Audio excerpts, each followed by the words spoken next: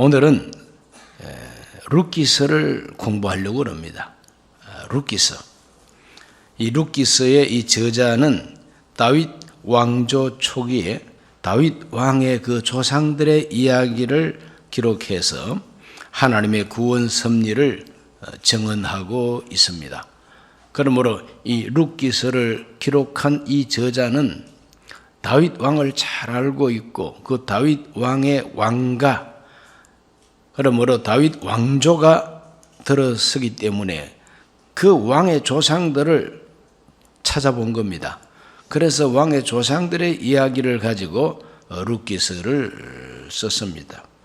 여기 나오는 이 나옴이라고 하는 이 여성은 다윗 왕의 고조 할머니입니다. 고조 할머니. 또 여기 나오는 룻이라고 하는 모압 여성은 순수한 이스라엘 여성이 아닙니다. 모압 여성입니다. 그럼에도 불구하고 다윗의 정조 할머니가 돼요. 정조모, 정조 할머니. 이 사람들의 활동 속에 가장 특이한 것은 뭐냐 하면은 기업을 무르는 자, 기업을 무르는 자, 무른다는 것은 다시 되찾는 것을 말합니다. 기업을 다시 되찾아주는 그 고엘이라고 히브리서가 말합니다. 이 고엘을 만남으로 말미암아 불행에서 행복으로, 슬픔에서 기쁨으로 모든 걸 잃어버렸지만 모든 걸 다 회복하고, 그리고 고통과 고난 속에 던져진 인생이 고엘을 만남으로 말미암아 희락으로 바뀌어지는 바로 그 인생사를 기록하고 있는 책이 바로 이 룻기서입니다. 이 기업 무르는 자라고 하는 히브리 말로 고엘이라고 하는 바로 이 단어는 영어로는 킨스맨은 이웃입니다. 아주 친한 이웃입니다. 일가, 친척. 그리고 리디머라고 하는 것은 구속자, 나를 구원해 주는 사람, 바로 그걸 구속자라고 합니다. 그래서 이 고엘이라고 하는 친척, 고엘이라고 하는 이 구속자, 이 고엘을 만남으로 말미암아 인생이 확 달라져 버리는 것입니다. 오늘 저와 여러분의 일생에 고엘을 만나게 되시기를 주의 이름으로 축원합니다. 그러면 그 고엘이 누구냐 하면은 복음적으로 예수 그리스도가 우리의 고엘이 되신다는 거예요. 예수님이 바로 우리에게 가장 친한 친척이 되시고 예수님이 우리를 구속하시는 구속자가 되어 주신다. 그래서 잃어버린 것을 다 도로 찾아주고 빼앗긴 것을 다 도로 회복시켜 주고 불행하고 슬프고 고통스러운 인생을 다시 기쁨이 가득하고 희망이 가득한 인생으로 구원해 주시는 구원자가 고엘인데 그분이 바로 예수 그리스도이시다.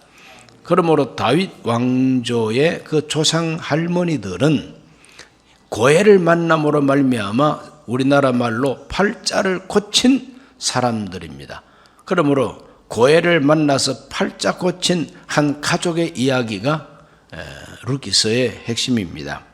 그래서 룻기서를 읽어보면 제일 먼저 약속의 땅을 떠난 가족 이야기가 나옵니다. 약속의 땅을 떠난 가족들입니다. 룻기서 1장 1절을 다 같이 읽어봅니다. 사사들이 치리하던 때에 그 땅에 흉년이 더니라. 유다 베들레헴의 한 사람이 그의 아내와 두 아들을 데리고 모압 지방에 가서 거류하였는데, 그랬어요. 사사들이 치리하던 때에, 사사들 시대, 사사 시대란 말입니다. 그때 흉년이 들었어요. 흉년이 들었다는 그 자체가 그 사사들이 그 나라를 다스릴 때에 순종을 잘할 때는 평안한 시대였지만, 그러나 사사들이 힘이 약해지고 사사들이 또 죽어서 사사가 지금 현재 없을 때 또 백성들이 자꾸 이제 악을 행하는 일이 있단 말이죠.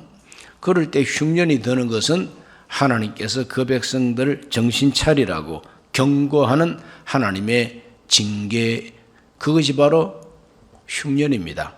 그 흉년이 들면은 하나님 앞에 회개하고 다시 회복시켜 주시기를 기도해야 마땅한데, 엘리멜렉이라고 하는 이 사람은 여기서 못 살겠다, 농사 좀 더 잘 되는 지역으로 이주하자 하고 이민 간 겁니다. 모압 땅으로 이민을 갔어. 그런 하나님이 약속한 땅을 떠나서 이방 땅으로 이주를 해 간 한 가족이 있다고 말하고 있습니다. 하나님께서 기뻐하지 않지요. 약속의 땅을 떠나는 것은 하나님이 기뻐하지 않습니다.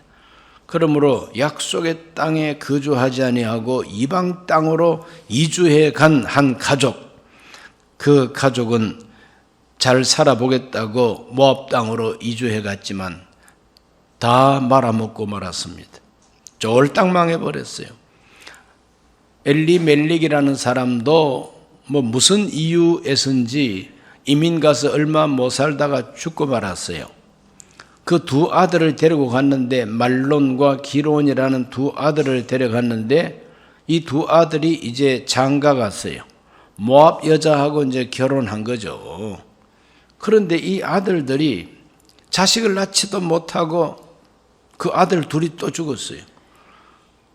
그러니까 며느리 둘이 남고, 그 다음에는 나옴이라고 하는 엘리멜렉 시어머니가 남았습니다. 시어머니도 과부요. 첫째 며느리도 과부되고, 둘째 며느리도 과부되고, 이렇게 여성들만 남은 가족이 되어버리고 만 겁니다. 그러니 그 시대에 여성들만 남았다 그러면은 천대꾸러기입니다. 노동력이 있어야죠. 그렇기 때문에 비참하게 된 것이죠. 잘 살아보겠다고 떠난 발걸음이 실패의 골짜기로 떨어져 버리고 말았다. 이것이 룻기서 초반부에 가르쳐주고 있는 그 불행을 당한 흉년을 만난 한 가족 이야기입니다. 그런데 두 번째 장면은 뭐냐 하면은, 그렇게 이방 땅에 가서 망해버렸지만은 다시 약속의 땅으로 돌아오는 가족이 됐다고 하는 것이 이제 행복인 것입니다. 행복의 출발입니다. 약속의 땅으로 다시 돌아오는 가족 이야기가 나옵니다. 룻기서 1장 6절을 읽으면, 그 여인이 모압 지방에서 야훼께서 자기 백성을 돌보시사 그들에게 양식을 주셨다 함을 듣고 이에 두 며느리와 함께 일어나 모압 지방에서 돌아오려 하여 있던 곳으로 베들레헴으로 다시 돌아오기 위하여 길을 떠났다는 겁니다. 나오미가 두 며느리와 함께 다시 가나안 땅으로 길을 떠난 원인이 뭐냐? 하나님이 자비하셔서 자기 백성들에게 양식을 주셨다고 하는 그 소식을 듣고, 흉년 때문에 이주해 왔는데, 흉년 때문에 흉년을 피해 가지고 이민 왔는데, 다시 가나안 땅에 하나님이 복 주셔서 양식을 주셨다니까 모압 땅에서 굶어 죽는 것보다도 좀 창피하지만 다시 돌아가서 살아야지. 그래서 양식 있는 가나안 땅으로 출발하게 됩니다. 출발할 때에 나오미가 자기 두 며느리를 가만히 보니까 너무 불쌍하잖아요. 젊디 젊은, 정말 참 젊은 이 두 며느리가 과부가 돼가지고 날 따라가면은 무슨 행복이 있을까? 내가 고향으로 돌아가면 나를 칭찬하기보다도 손가락질하는 사람 더 많지 않겠냐? 그런데 이 젊은 두 과부 며느리를 데리고 가가지고 나 때문에 이 젊은 이 며느리들까지 욕먹게 하면은 참 너무 미안한 일이다. 그래서 나오미가 며느리 둘을 불러가지고 이제 권면을 하게 됩니다. 1장 14절을 다 같이 읽어봅니다. 그들이 소리를 높여 다시 울더니 오르바는 그의 시어머니에게 입맞추되 룻은 그를 붙쫓았더라.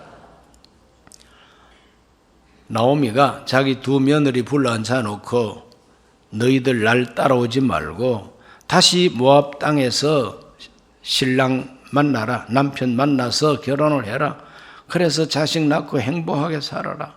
나를 따라가 본들 희망이 없다. 내가 언제 자식을 낳아가지고 너희들의 남편을 내가 낳아줄 수 있겠느냐? 뭐 자식 같은 남편하고 어떻게 살겠어요? 그렇기 때문에 너희들은 아예 모압 여자들이니까 모압에서 남아서 모압에서 시집가고 너희들 고향에서 잘 살아라 하고 이제 권면을 한 거죠. 그거는 나오미가 참 선한 마음으로 그렇게 권면을 했습니다. 그럴 때 이제 두 며느리 중에 한 며느리 이름이 오르바입니다. 오르바. 이 오르바는 자기 시어머니 말을 듣고 보니까 그 말이 옳아요. 점점 나이 많아져가는 이 시어머니 따라가 본들 내게 무슨 희망이 있겠느냐? 희망도 없고 즐거움도 없다. 내가 무슨 즐거움을 느끼겠느냐? 그래서 내 고향 떠나지 말고 우리 시어머니 말씀대로 남편 구해가지고 시집 새로 가가지고 잘 살아야지. 그것이 현실적으로 옳습니다. 그러니까 현실적으로 그는 바른 선택을 해서 남게 됩니다. 그러니 시어머니를 떠나보내니까 미안하기도 하고 그러니까 울었다 그랬어요. 소리 높여 울었다. 그러니까 오르바가 모압에 남겠다고 한 것은 나쁜 선택이 아닙니다. 현실적으로 바른 선택이죠. 그런데 이 룻이라고 하는 이 며느리는 떠나지를 않겠다는 겁니다. 떠나지 않겠다고. 그래서 그 룻의 결심, 굳게 결심하는 그 룻의 결심 부분을 읽어봅니다. 1장 15절에서 18절을 다 같이 읽습니다. 나오미가 또 이르되 보라 너의 동서는 그의 백성과 그의 신들에게로 돌아가나니 너도 너의 동서를 따라 돌아가라 하니 룻이 이르되 내게 어머니를 떠나며 어머니를 따르지 말고 돌아가라 강권하지 마옵소서. 어머니께서 가시는 곳에 나도 가고 어머니께서 머무시는 곳에서 나도 머물겠나이다. 어머니 백성이 나의 백성이 되고 어머니 하나님이 나의 하나님이 되시리니 어머니께서 죽으시는 곳에서 나도 죽어 거기 묻힐 것이라. 만일 내가 죽는 일 외에 어머니를 떠나면 야훼께서 내게 벌을 내리시고 더 내리시기를 원하나이다 하는지라. 나오미가 룻이 자기와 함께 가기로 굳게 결심함을 보고 그에게 말하기를 그치니라. 참 그 며느리를 언제 몇 년 동안 같이 살았는지 모르지만 이 룻이라고 하는 이 며느리가 참 그 마음이 대단한 결심입니다. 어머니 가는 곳에 저도 가고 어머니가 믿는 하나님 내 하나님이 되고 어머니가 죽는 그곳에서 나도 죽어서 묻힐 것입니다. 그렇게 굳게 결심을 했다 그랬어요. 한번 따라 하실까요? 신앙생활은 굳게 결심하는 것이다.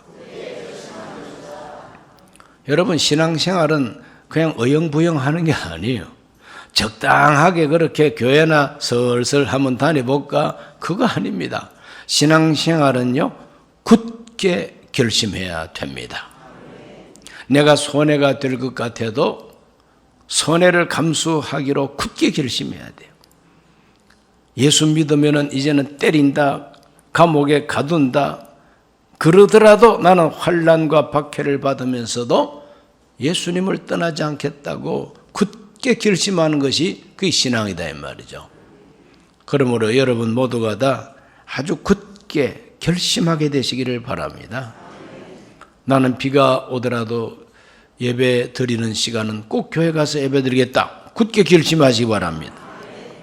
코로나 바이러스 같은 게 또 유행하더라도 나는 마스크를 곱빼기를 덮어 쓰더라도 나는 꼭 교회 가서 예배 드리겠다. 굳게 결심하지 아니하면은 대면 예배 참석도 못합니다. 꼭꼭 숨어라 머리카락 나타날라 이래가지고 숨어서 예배를 이제 드린다고 유튜브 또는 인터넷 켭니다. 그분들 또 믿음이 대단하죠. 유튜브로 또는 인터넷으로라도 나는 예배 참여하겠다고 하니까 감사한 일입니다. 그러나 코로나 다 끝나기까지 신앙생활 나는 좀 쉬어야 되겠다. 방학해야 되겠다. 그래가지고 쉬어보니까 아이고 꿀맛이야. 그러니까 아마 지금까지 교회 안 나오는 분들이 1000명이 넘습니다. 뭐 애까지 합해가지고 1000명 이상이 아직까지 교회로 안 나와요. 그러니까 굳게 결심하는 것이 신앙생활입니다. 굳게 결심하는 거. 그러므로 여러분 모두가 다 하나님 보실 때에 굳게 결심했구나. 오르바처럼 현실과 타협하고 오르바처럼 다시 옛날로 돌아간 사람들도 있지만 굳게 결심하고 죽는 일 외에는 어머니를 떠나지 않겠습니다. 이렇게 굳게 결심하고 따라 나서는 위대한 선택을 우리 여기서 발견하게 됩니다. 굳게 결심하는 것은 위대한 선택인 것이죠. 예수님 믿기로 굳게 결심하는 것, 말씀대로 살기로 굳게 결심하는 것, 그건 위대한 선택입니다. 여러분 모두가 다 위대한 선택하게 되시기를 바랍니다. 나오미가 드디어 이제 고향 땅으로 돌아왔어요. 고향 땅에 며느리 하나 데리고 고향 땅에 왔으니 온 동네 사람들이 아이고 이게 누구야? 나오미 아닌가? 나오미라고 하는 그 이름 뜻은 참 예쁜 이름이에요. 우리나라 말로 번역하면 이쁜이입니다. 이쁜이가 바로 나오미야. 이쁜이, 아주 이쁜입니다. 그래서 감미로운 사람, 은혜로운 사람, 이것이 바로 나오미의 그 글자 뜻입니다. 감미롭고 향긋하고 사랑스럽고, 그러니까 그게 이쁜이지. 그런데 사람들이 이쁜이 아니야, 이쁜이 아니야. 그럴 때 나오미가 뭐라고 고백했는가 봅시다. 룻기 1장 20절과 21절을 다 같이 읽습니다. 나오미가 그들에게 이르되 나를 나오미라 부르지 말고 나를 마라라 부르라. 이는 전능자가 나를 심히 괴롭게 하셨음이니라. 내가 풍족하게 나갔더니 야훼께서 내게 비어 돌아오게 하셨느니라. 야훼께서 나를 징벌하셨고 전능자가 나를 괴롭게 하셨거늘 너희가 어찌 나를 나오미라 부르느냐 하니라. 나오미가 참 부끄러운 겁니다. 풍족하게 나갔다가 텅텅 비어 돌아왔지요. 남편하고 아들 둘하고 잘 살아보겠다고 잘 있거라 나는 간다. 이별의 말도 없이 그렇게 떠났는데 돌아올 때는 과부 둘만 돌아왔으니 얼마나 참 청성맞고 얼마나 부끄럽습니까? 그래 나를 나오미라 부르지 말라. 나를 이쁜이라고 부르지 말라. 마라라고 불러라. 마라가 뭐냐? 쓰다고 하는 것이 마라입니다. 괴롭다는 것이 바로 마라입니다. 요새 뭐 마라탕이 다 있더라고. 그 마라하고 이 마라가 같은지는 모르겠죠. 그런데 이 마라라고 하는 히브리 말 뜻이 아주 쑥처럼 쓰다 써. 그리고 아주 괴롭다는 거예요. 그렇지 않습니까? 너무 쓰면은 먹기가 괴롭지 않습니까? 그래서 이 마라, 나를 나오미라 부르지 말고 마라라 하라. 이게 바로 떠난 자의 운명입니다. 주 떠나가시면 내 생명 헛되네. 우리 주님 떠나면은 마라가 되고 맙니다. 주 안에 있을 때는 이뿐이었는데 주님 떠나면은 썩이 쓴 맛을 볼 수밖에 없다 이 말이죠. 기억하시기를 바랍니다. 언제나 주님 안에서 나오미로 살게 되시기를 바랍니다. 주님 품을 떠나면은 그게 마라가 되어버리고 만다 이 말이죠. 하나님이 나를 징계하셨다. 하나님이 나를 치셨다.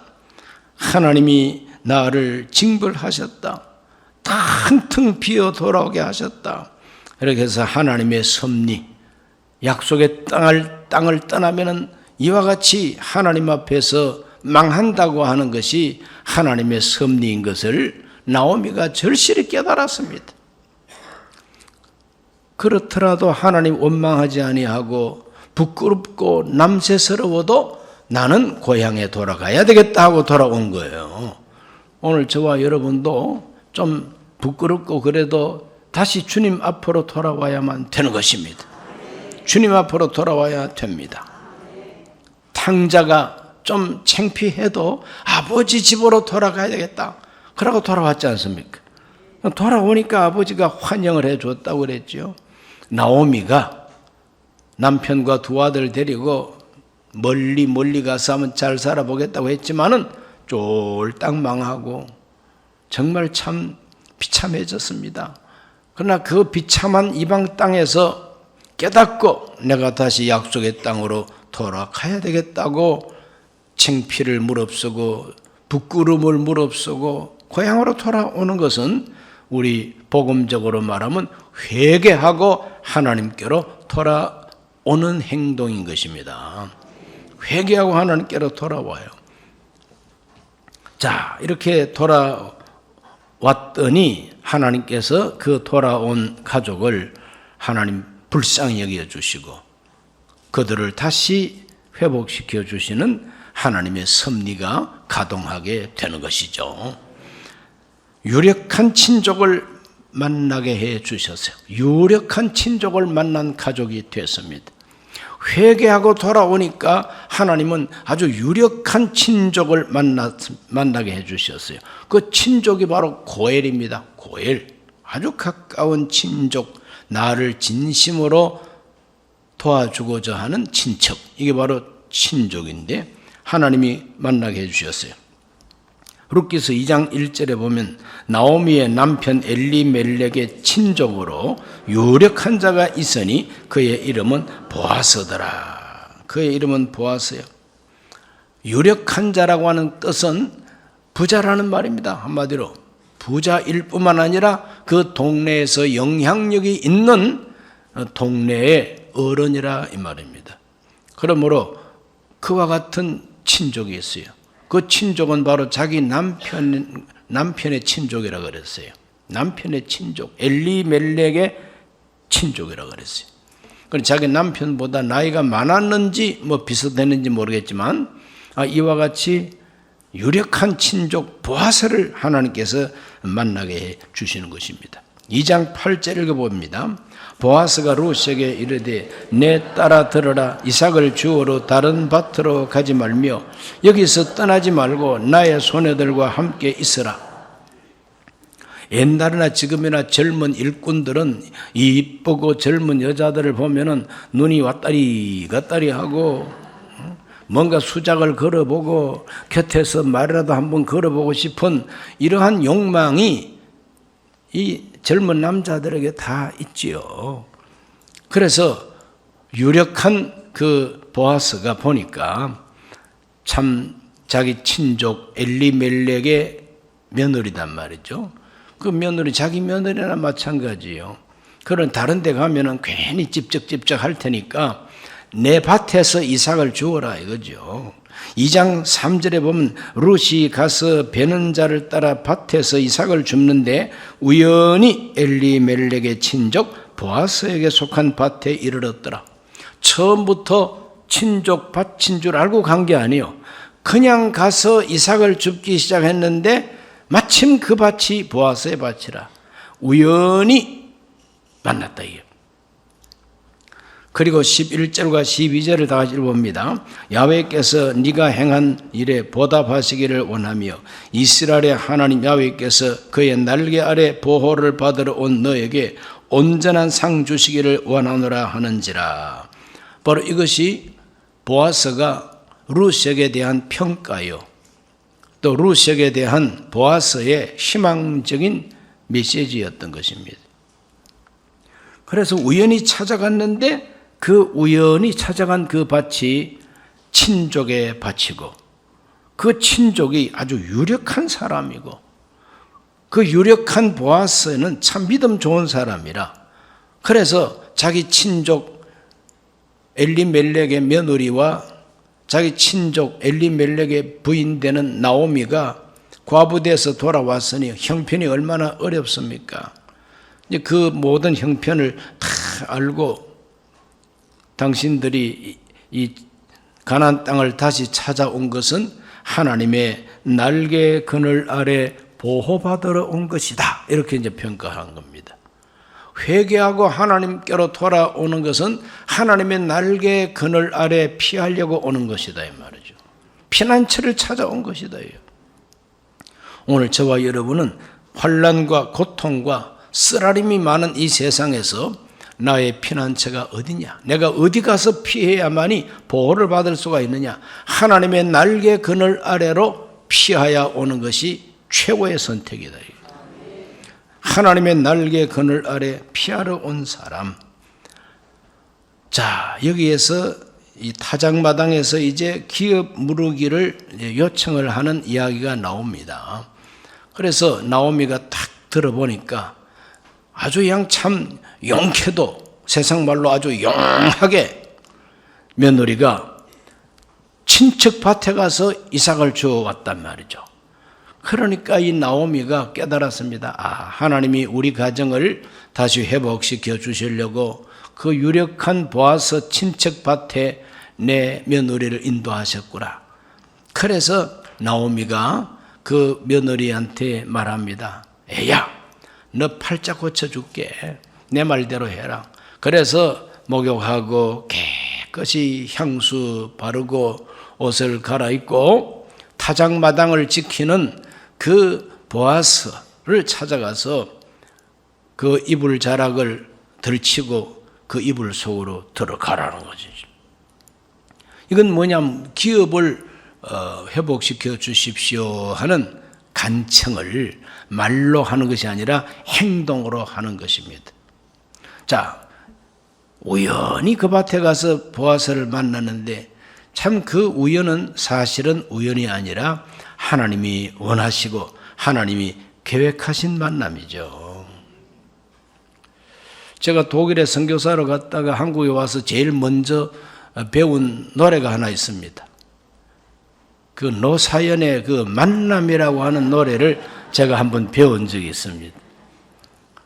거의 다 까먹었는데 항상 남아있는 건 뭐냐? 우리 만남은 우연이 아니야. 그것은 우리의 바람이었어. 그래. 이 노래를 나오미한테 딱 룻과 보아스한테 적용을 하니까 룻과 보아스가 참 보리 타작마당에 구수한 향기가 있고 하늘에는 달빛이 은은한데 보아스가 찬송을 하듯이 우리 만남은 우연이 아니야. 그것은 주님의 섭리였어. 어떻습니까? 노래가 됩니까? 하나님이 우연히 만나게 한 것이 아니라 하나님의 뜻이 있어서 만나게 해주시고 보아스의 마음이 감동을 받았습니다. 보아스의 마음이 감동을 받았어요. 이게 웬 젊은 여자가 나한테 왔냐? 그와 같은 아주 이상한 그 남자의 마음을 품은 것이 아닙니다. 자, 룻기서 3장 10절과 11절을 다 같이 한번 읽어봅니다. 그가 이르되 내 딸아 야훼께서 너에게 복 주시기를 원하노라. 네가 가난하건 부하건 젊은 자를 따르지 아니하였으니 네가 베푼 인애가 처음보다 나중이 더하도다. 그리고 이제 내 딸아 두려워하지 말라. 내가 네 말대로 너에게 다 행하리라. 네가 현숙한 여자인 줄을 나의 성읍 백성이 다 아느니라. 그래서 보아스가 이 룻에게 한 말이 뭡니까? 네가 젊은 사람을 따르지 아니하고 시아버지와 같은 학렬에 있는 늙은 나를 선택한 것은 이건 바로 처음보다도 나중에 너의 선행이 크다는 것이죠. 그 왜 그러냐? 자기 시어머니의 가문을 위해서 자기를 갖다가 완전히 늙은 사람한테 자기를 내놨다는 것은 이거는 가족을 위한 희생이라는 것이죠. 이 젊은 여자가 얼마든지 젊은 남자를 선택해서 재혼할 수가 있잖아요. 그렇게 한다고 해서 죄 짓는 것도 아닙니다. 그런데 그렇게 하지 아니하고 친족이라고 해서 자기 시아버지 뻘되는 나를 찾아와 가지고 기업을 회복시켜 달라고 하는 것은 자기 시어머니 나오미와 그 가정을 다시 일으키겠다고 하는 헌신적인 마음이라 이 말이죠. 선한 마음이라. 그래서 보아스가 참 귀하게 봅니다. 이 룻을. 이 젊은 딸 같은 이 여자가 마음 쓰는 걸 보니까 젊은 사람들을 찾아가지 아니하고 자기 가문을 다시 한번 회복시키겠다고 하니 내가 도와줘야지. 그래서 결심을 하고 도와주기로 결정하는 것이 바로 보아스라고 하는 것을 발견합니다. 그 유력한 친족 보아스가 의미하는 것은 바로 우리 주 예수 그리스도이십니다. 할렐루야.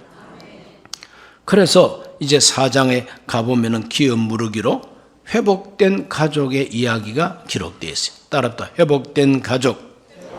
회복된 가족.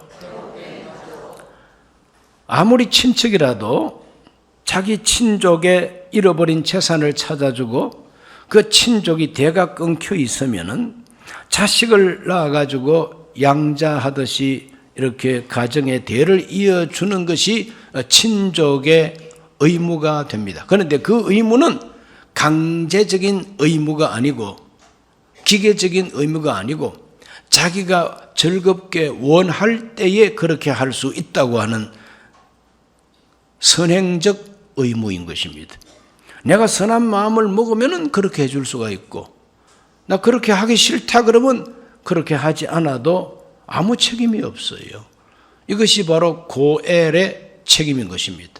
아무리 친족이라도 강제적으로 내 재산을 희생해 가면서 그렇게 땅을 찾아주고 그 가정에 자식을 낳아가지고 양자로 보내가지고 대를 이어주고 이거는 자기가 원해야만 되는 고엘의 의무라 하는 것입니다. 자, 룻기 4장 6절을 다 같이 읽어봅니다. 그 기업 물을 자가 이르되 나는 내 기업에 손해가 있을까 하여 나를 위하여 물으지 못하노니 내가 물을 것을 네가 물으라 나는 물으지 못하겠노라 하는지라.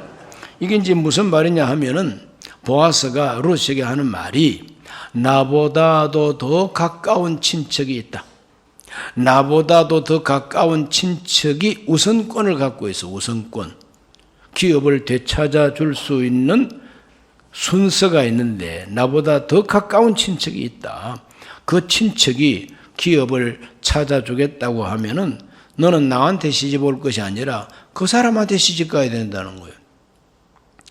그래서 더 가까운 친척을 성문에서 불러가지고 당신 이 엘리멜렉 집안을 다시 일으키려고 하는데 기업을 되찾을 수가 있겠느냐? 또 이 젊은 여자를 아내로 맞이해서 자식을 낳아가지고 양자 보낼 수 있겠느냐? 하고 이제 질문을 하게 됩니다.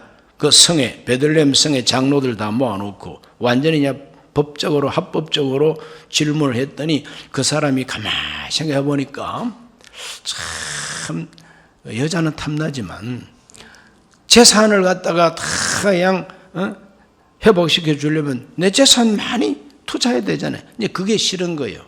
싫다 싫어. 나는 내 재산 희생하기 싫다. 그러니 당신이 나 대신 해라.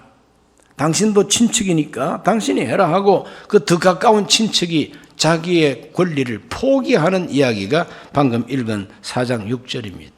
7절과 8절도 다 같이 읽어봅니다. 옛적 이스라엘 중에는 모든 것을 무르거나 교환하는 일을 확정하기 위하여 사람이 그의 신을 벗어 그의 이웃에게 주더니 이것이 이스라엘 중에 정명하는 전례가 된지라. 이에 그 기업 물을 자가 보아스에게 이르되 네가 너를 위하여 사라 하고 그의 신을 벗는지라 그랬어.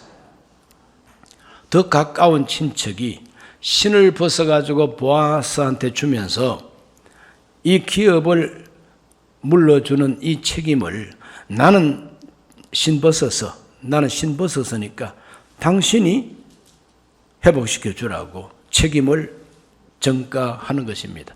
그래서 보아스는 아주 합법적으로 그 책임을 자기가 받아가지고 아주 즐거운 마음으로 그 책임을 다 감당을 해서 엘리멜렉 집안의 땅을 다시 회복시켜 주고 또 룻과 결혼을 해가지고 떡두꺼비 같은 아들을 낳아가지고 엘리멜렉 족보에다가 얹어주고 이렇게 했다고 하는 이야기가 바로 룻기서의 이야기가 됩니다. 4장 13절 다 같이 봅니다. 4장 13절. 이에 보아스가 룻을 맞이하여 아내로 삼고 그에게 들어갔더니 야훼께서 그에게 임신하게 하심으로 그가 아들을 낳은지라 그랬어요. 아들 낳았어요. 그리고 동네 사람들이 드디어 나오미에게 아주 그냥 박수를 치면서 칭찬을 합니다. 4장 14절과 15절입니다. 여인들이 나오미에게 이르되 찬송할지로다 야훼께서 오늘 너에게 기업 모를 자가 없게 하지 아니하셨도다. 이 아이의 이름이 이스라엘 중에 유명하게 되기를 원하노라. 이는 너의 생명의 회복자이며 네 노년의 복량자라. 곧 너를 사랑하며 7 아들보다 귀한 너의 며느리가 낳은 자로다.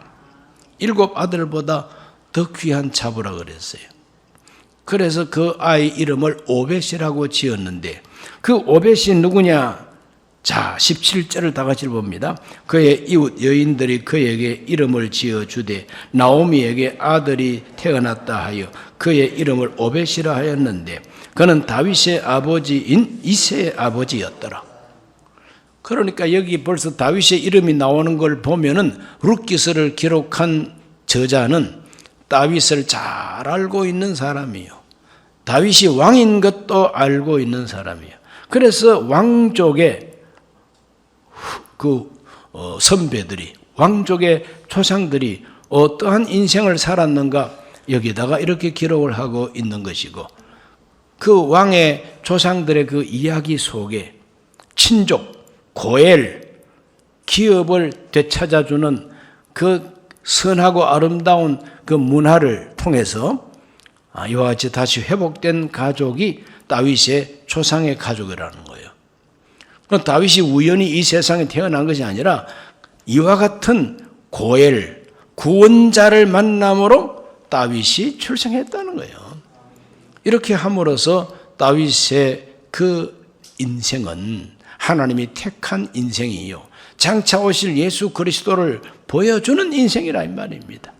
그걸 가르쳐 주기 위해서 기록한 책이 룻기서니까 이 룻기서는 장차 오실 예수 그리스도의 구원을 보여주는 책이다. 그래서 성경이 된 거예요. 그래서 성경이 된 겁니다. 오늘 저와 여러분도 우리의 진정한 고엘이 되시는 예수 그리스도를 바로 만나가지고 정말 실패하고 썩이 쓴 잔을 마실 수밖에 없는 내 인생이 고엘 예수님을 만나가지고 다시 기쁨을 회복받고 다시 인생의 의미를 회복을 하고 진정한 행복을 되찾는 이와 같은 하나님의 거룩한 사람들 되시기를 주의 이름으로 축원합니다. 주의 이름으로 축원합니다. 기도합니다. 살아계신 아버지 하나님, 오늘 우리들은 이 룻기서를 통해서 우리의 영원한 친척 되시고 고엘 되시는 예수 그리스도를 만남으로 내 인생의 큰 변화를 경험할 수 있음을 배웠습니다. 아직까지 우리 주변에는 나오미와 같이 썩이쓴 잔을 마시는 사람들이 많습니다. 이 사람들에게 고엘 되시는 예수님을 소개하게 하여 주옵시고 저들이 예수님을 만남으로 말미암아 구원받고 행복으로 변화되는 인생들이 되게 해 주시옵소서. 예수님 이름으로 기도하옵나이다. 아멘.